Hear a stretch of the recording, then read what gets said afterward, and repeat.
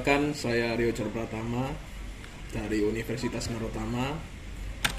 Kali ini saya ingin membahas tentang kecerdasan buatan, yaitu tentang jaringan saraf tiruan atau bisa disebut dengan Artificial Neural Network.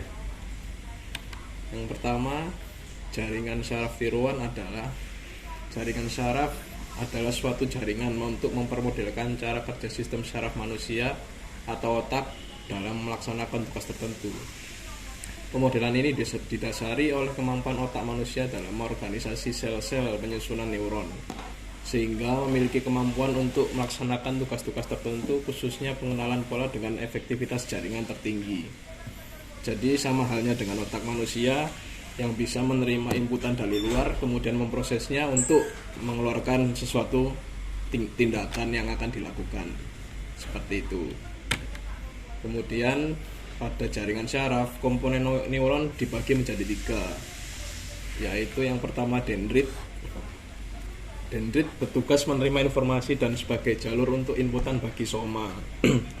Dan soma merupakan tempat di mana untuk mengumpulkan suatu informasi, semua informasi yang telah diberikan oleh dendrit. Kemudian setelah diolah oleh soma, informasi tersebut akan dikeluarkan melalui akson yang juga untuk mengirimkan impuls-impuls sinyal ke saraf lain dan juga merupakan jalur output untuk suatu soma. Kemudian mengapa kita perlu belajar tentang jaringan saraf tiruan? Karena pada saat ini yang pertama, teknik yang digunakan pada saat ini sangatlah luas daripada awal pengembangan jaringan saraf tiruan. Kemudian adanya komputer dengan kecepatan yang tertinggi bisa mempermudah proses simulasi jaringan saraf tiruan. Yang ketiga, aplikasi pada saat ini sangatlah luas, bisa diterapkan di berbagai bidang ilmu. Contohnya, beberapa contoh pemanfaatannya pada bidang kesehatan, contohnya seperti menganalisa penyakit dan lain-lain. Kemudian ada penerbangan seperti autopilot pada pesawat, kemudian perbankan seperti pemilihan kartu kredit, dan kemudian elektronik, contohnya seperti gadget kita sehari-hari untuk melakukan aktivitas kita sehari-hari. Kemudian prinsip jaringan pada saraf tiruan ada 3, yaitu satu set dari sinapsis atau penghubung yang masing-masing digolongkan oleh bobot atau kekuatannya. Kemudian sebuah penambah untuk menjumlahkan sinyal-sinyal di input ditimbang dari kekuatan sinaptik masing-masing neuron.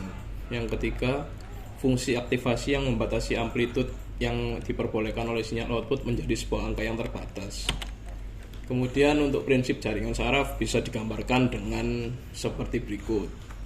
Jadi pada gambar ini kita bisa lihat Y menerima masukan dari neuron X1, X2, dan X3 dengan bobot hubungan masing-masing adalah W1, W2, dan W3. Kemudian impuls neuron yang ada dijumlahkan dapat diperoleh dengan rumus seperti ini, yaitu net sama dengan X1 dikali W1 ditambah X2 dikali W2 ditambah X3 dikalikan dengan W3. Kemudian untuk arsitektur jaringan saraf tiruan dibagikan menjadi 3, yaitu jaringan lapisan tunggal atau single layer net, yang kedua jaringan banyak lapisan atau multi layer net, dan yang ketiga jaringan lapisan kompetitif atau competitive layer. Pada jaringan lapisan tunggal ini kita mempunyai sebuah input layer dari node sumber di mana informasi diproyeksikan ke output layer dari neuron tapi tidak bisa dikembalikan di asalnya. Yang kedua, untuk jaringan banyak lapisan multi layer net. Jaringan multi layer net ini memiliki kemampuan lebih dalam memecahkan masalah bila dibandingkan dengan jaringan lapis tunggal, namun pelatihannya mungkin lebih rumit.